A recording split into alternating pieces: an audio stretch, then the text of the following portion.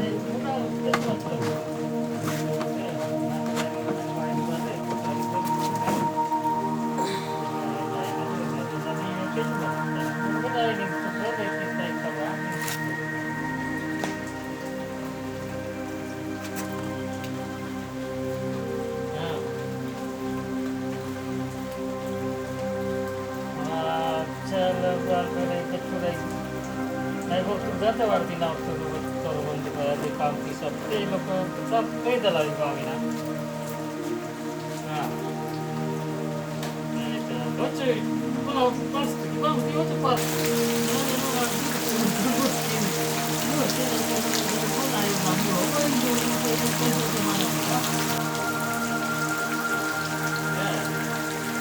Nie, na tyle.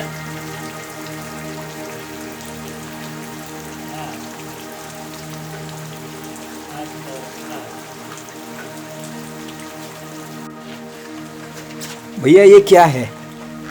ये तोरा है। टोरा।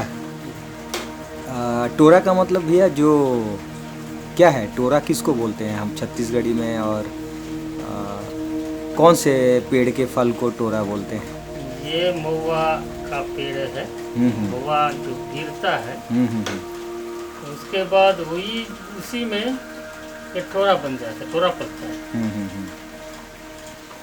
तो टोरा को पकने के बाद या एक एक करके इकट्ठा करके घर में लाते हैं। लाते हैं और उसको पत्थर से टेचते हैं। उसके बाद छिलका निकाल के सुखाते हैं। उसके बाद फिर सूखने के बाद कुछ मतलब इकट्ठा ज़्यादा होने से मिल में तेल निकालने के मतलब तेल निकालने ले जाते हैं। और तेल हम लोग उपयोग करते हैं। इसको तेल को लाने के बाद भी अच्छा आग में पकाते हैं, नहीं तो फिर ऐसे रखेंगे तो उसका थोड़ा सा खराब हो जाता है। तो अच्छा आग में तब पकाने के बाद उबालने के बाद इसको एक दिन ऐसे ही रख देते हैं। रखते हैं वो नीचे गाज बैठ जाता है, ऊपर का फिर अच्छा कुछ अच्छा वाला अंडी में डाल के रखते हैं। उसके बाद रखने के बाद तो थोड़ा थोड़ा शरीर में लगाने के लिए और बाल में लगाने के लिए और उपयोग करते हैं। और जो सब्जी वगैरह दाल वगैरह उसको थोड़ा थोड़ा फ्राई करके खाते हैं। तो आप लोग सरसों का तेल यूज़ नहीं करते हैं, नहीं सिर्फ टोरा का ही यूज़ करते हैं? हाँ जी। तो भैया जैसे कि आप बता रहे हैं कि जो महुआ का पेड़ होता है, उस महुआ के पेड़ में जब महुआ फूल के रूप में जब आता है उसके बाद फल आता है, फल जिस फल को हम लोग यहाँ के क्षेत्रीय भाषा में टोरा बोलते हैं। अपना गोंडी भाषा में गारा बोलते हैं। अच्छा, गोंडी भाषा में गारा बोलते हैं। गारा बोलते हैं। तो उसको फिर जंगल से आप लोग चुन के लाते हैं। हाँ जी। चुन के लाने के बाद जैसा आप बता रहे थे कि उसको फिर हम लोग काट के उसको बीजा को अलग कर देते हैं। जी, वो भी उसको भी खाते हैं। जैसे वो इसके ये ऊपर रहता है जी, उसको भी चौल के सब्जी बना के खाते अच्छा, वो जो हरा रंग का जो होता है ऊपर का, हैं। जी, उसका भी सब्जी बनता उसको है। भी सब्जी बनाते और बीजा को हम लोग क्या करते हैं, उसको निकाल लेते हैं। निकाल लेते हैं। उसके बाद फिर निकालने के बाद क्या करते हैं, पत्थर से तोड़ के तोड़ के और सुखाते हैं। सुखाते हैं। और कितना दिन सुखाते हैं भैया इसको? ये अच्छा धूप रहेगा तो 2 दिन में सूख जाएगा। अच्छा, मतलब पूरा अच्छा से सुखाना है धूप में हाँ, इसको? 3-4 दिन लगेगा। 3-4 दिन में सूख जाता हाँ है। जी। और सूखने के बाद फिर क्या करते हैं, इसको आप फिर इकट्ठा करके तेल बनाने का काम करते हैं। जी, तो तेल के लिए भैया जैसा आप बोले कि जो मिल में लेके जाते हैं जो लोग इसके लिए, जी, इसको डाल के तेल निकालने का काम करते हैं। तो भैया ये खोलो तो जरा, यही तेल है ना भैया? हाँ जी। आप देखेंगे यही वो तेल है जिसे हम टोरा का तेल छत्तीसगढ़ी भाषा में बोलते हैं। और ये लोग अमूमन जो है हमारे बनवासी भाई बहन सरसों तेल के जगह ये इसी को सब्जी में भी उपयोग में लाते हैं और शरीर में भी लगाने का काम करते हैं। तो भैया मिल में कितना पैसा लेते हैं लोग? नहीं लेते हैं, फ्री में अच्छा, फ्री में? जी। फ्री में कैसे भैया? क्योंकि उनको तो वो क्या है, उनको वो जो तेल निकाल के जो बचता है वो चूरा टाइप का, उसको हाँ। बहुत कीमत में बेचते हैं बोले। अच्छा, तो उसके वजह से सब मिल वाले बिना पैसे का फ्री में निकाल देते हैं। अच्छा, मतलब जो खर्चा जो आता है तेल निकालने का उससे कई गुना फायदा उनको जो उसमें चूरा मिलता जो है। निकलता है वो चूरा से कुछ बनता है क्या भैया? हाँ, कुछ कोई बोलते हैं कि साबुन बनता है, बोलते हैं क्या बनता है ये नहीं मालूम। हाँ, कुछ ना कुछ तो बनता ही है। अच्छा, जी, तो इस बार आप कितना मतलब कितना किलो आप टोरा जो है मशीन में लेकर गए थे और कितना तेल आप निकाले? मैं इस बार लगभग 30-35 किलो लेके गया था। लगभग 20 लीटर के आसपास, मतलब 2 बार लेगा था। पहले मतलब 25 किलो के आसपास पहले लेगा, तो उसमें 15 लीटर के आसपास तेल निकाला। अभी बीच में 35 किलो तक लेके गया था, उसमें से 20 लीटर आया। तो टोटल कितना मतलब 15 लीटर और 20 लीटर 35 लीटर है।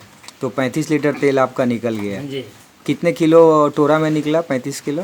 वो 25 और 35 किलो, यानी 60 किलो में। 60 किलो। 60 किलो में कितना लीटर निकला? ये 35 लीटर। 35 लीटर मतलब आधा निकला है। जी। है ना? देखा जाए तो 65 किलो में 30 लीटर निकला है, मतलब आधा के आसपास जी। आपको जो है तेल निकला है। जी। तो ये पूरा का पूरा तेल साल भर चल जाता है आप लोग का? हाँ जी, चल जाते हैं।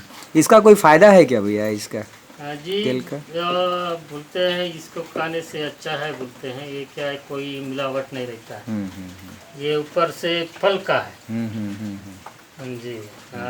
एक तो बोलते हैं पहले जमाने लोग इसी को बाल में लगाते थे, उनका बाल कभी नहीं पकता था। ऐसा?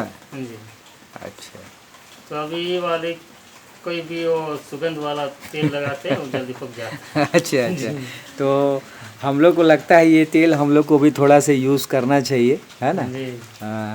ठीक है भैया, बहुत बहुत धन्यवाद, है ना? आपने इतना बढ़िया जानकारी दिया, और फिर कभी होगा तो हम लोग इसके ऊपर जो है चर्चा करेंगे। ठीक है।